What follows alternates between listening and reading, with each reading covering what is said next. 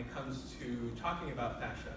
Because there are lots of fun, we're right in the middle of Fashion Week, and there are a lot of really fun events, parties, and fashion shows, presentations.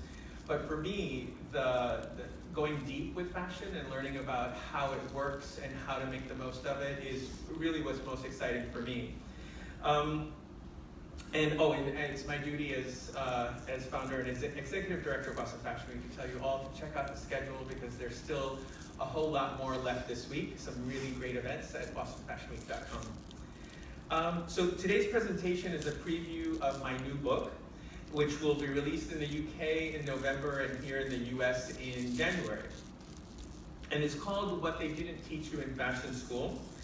And together with my first book, Fashion Design Reference and Specification book, they serve as bookends, I think, for training for a career in fashion design. Fashion Design Reference and Specification book is kind of a primer to the industry. I wrote it because I was getting a lot of students who are watching things like Project Runway and had kind of just a little piece of the picture when it comes to what it takes to be a fashion designer. And then many years later, this is my 5th book project. This book, What They Didn't Teach You in Fashion School, is more of a survival guide. It's in response to what a lot of my students were asking me after they left school. So they may have gotten a great business education. A lot of our students enroll at other schools as well, so that they get business training at schools like BU and Babson and Harvard. But at our school, at the School of Fashion Design, they would get all their fashion training. So they'd know how to make an incredible pattern, how to construct something. But they would go out into the real world, and all of a sudden they were facing other challenges, because in the end, it takes so much more than just good business training and the fashion training, the practical hands-on training. There's so many more elements to being a fashion designer today. So that's what inspired me actually to create a course at the School of Fashion Design called Professional Development for Fashion Designers. And I wanted it to be an introduction where every week we were introduced to a new facet of the industry that was important to consider when you were out there in the real world. And I wanted a great textbook, and I couldn't find one because pretty much every section that we did was a new book. I would have had to assign at least 9 books for this class. And so for a long time I've been teaching the class without a text, and then I had this great opportunity to really hone in on all these subjects and present them in book form as a textbook. So I'm excited because I will have a textbook next semester.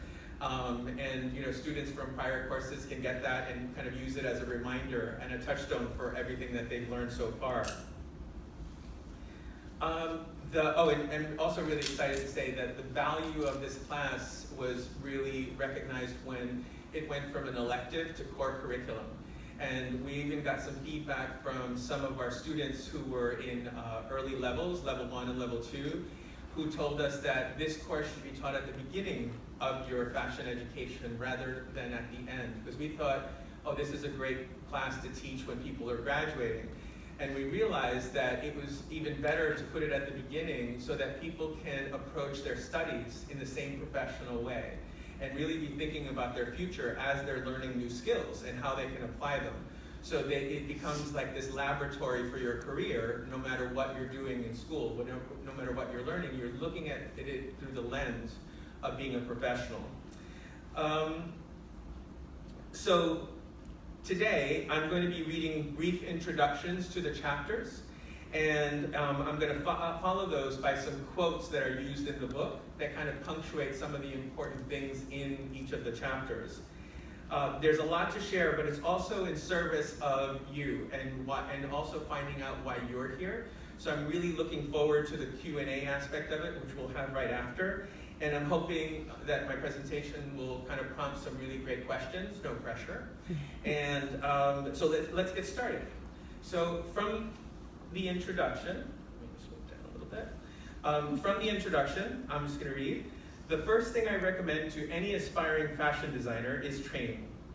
Without it, you'll be hard-pressed to build the kind of foundation you'll need to sustain a career in the industry.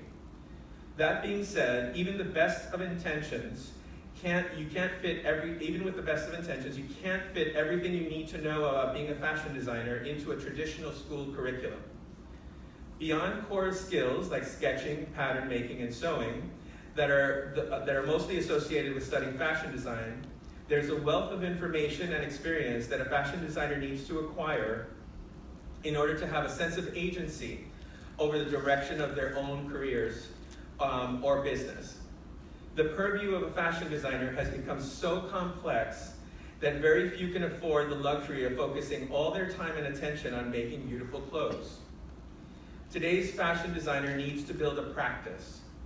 In fashion design, the word practice serves both as a noun and a verb. It describes the system you build and how you exercise your craft within it.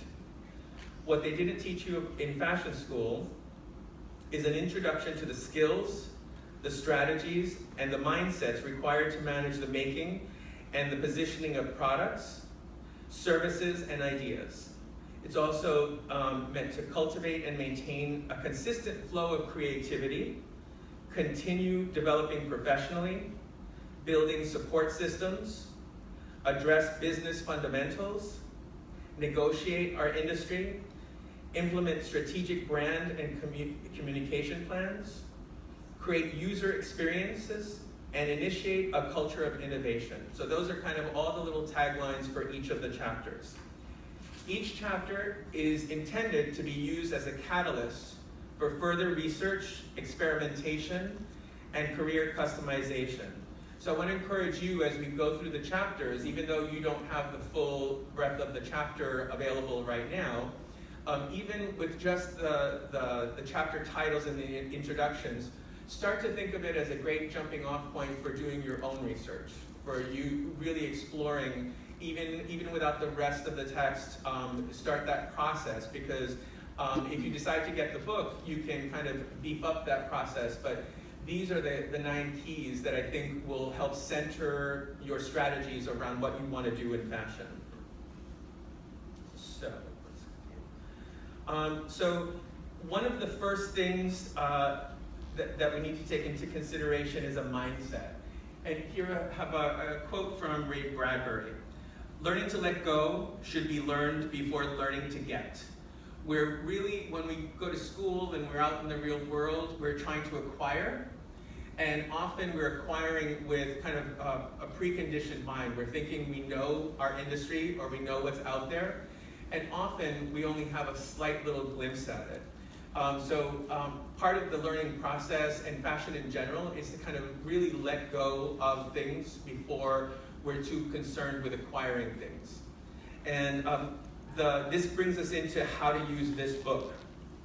So the key to getting the most out of this book is letting go. Burst the bubble. Let go of any preconceptions you have about what will be expected of you, as well as what you may be expecting from the industry. I'm a really good example of that because I had all these dreams when I was a kid about what my fashion career would look like. And at a certain point, I just started to go with the flow, so to speak, as to what was coming up, the opportunities that were making themselves available.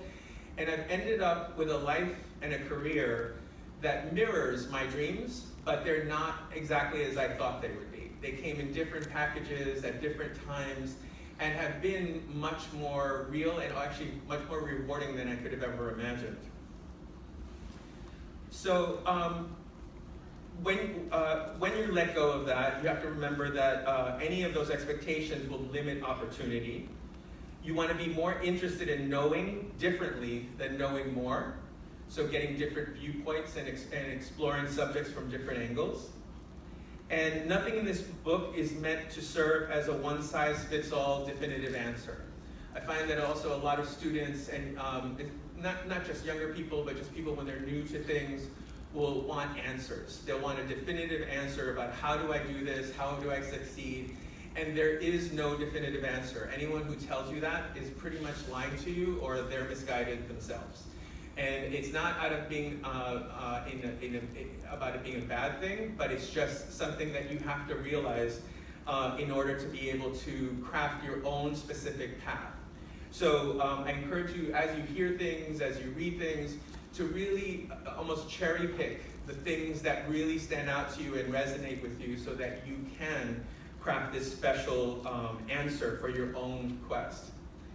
Every topic in this book speaks to an idea that a fashion designer is an independent entity and that will continue to evolve. So once you're a designer and you've got some training under your belt, or have a few collections that you've shown, you have to remember that it is a constantly evolving system.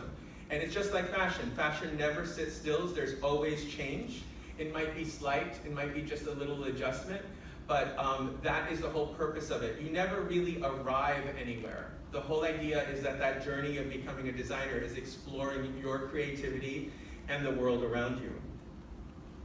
For instance, it's just as important to see things from the perspective of an employer or your boss as it is for you to reflect on your needs as an employee. I just had a class today where we were talking about identity, and we were talking about how we're so focused. Everyone is telling us to focus on our identity and how important we are, and that is really key, but then you have to put it, that's the content that you're bringing to the table, and then you have to figure out what the context for that content is. So where are you living? What is the industry like where you are? How do you fit into this bigger picture? Being that there is so much about a career in fashion to consider, and that those considerations will change at different points along the way, I hope that this book will serve as a source that you can return to again and again. And that was also the purpose of this book in terms of not being something you read once, but something that you can come back to, because again, at different stages in your life and in your career, the information will take on new meaning. So let's get started with our first quote. Fashion is much more collaborative than one might think. You have an idea and a vision, and you have to communicate that vision to a team of people. And you have to create an environment that allows those people to give the best that they can give, from Tom Ford. Now, this whole idea of making is how I start off the book. The first 3 chapters of the book really speak to things that you do learn in fashion school, but that once you get into the real world, we kind of fall down on that list of priorities because we're busy making a living and getting on with the rest of our lives. So the first stage of this is to manage the making. Now, making is at the heart of being a fashion designer. Upon completing any kind of fashion design training program, one might feel as though they've got the making part down. However, once those skills need to be put into practice, outside of an educational environment and within a working industry, it gets very real very fast, because there is so much more that goes into it. Entering into the process of making in this environment means having a clear idea of where what you want to do fits, and understanding that you are solving problems that serve the needs of others. An appreciation for the value of the sample making process, that you wouldn't believe how often when you're developing fashion, that's the part people want to skip through or get through very quickly to make a sample. A respect for each of the steps in the production process, and an ability to select methods for producing a garment that will best suit the situation. So this being a maker, really takes on a whole new meaning when you're thinking about these processes. And there's a great quote. Again, we really put some time and effort into collecting quotes from who we think are some of the leaders in fashion. So we just saw Tom Ford, here we have Christian Dior. In a machine age, and we are definitely much more advanced than when he said this, dressmaking is one of the last refuges of the human, the personal and the inimitable. And here it's really about giving a value to the making.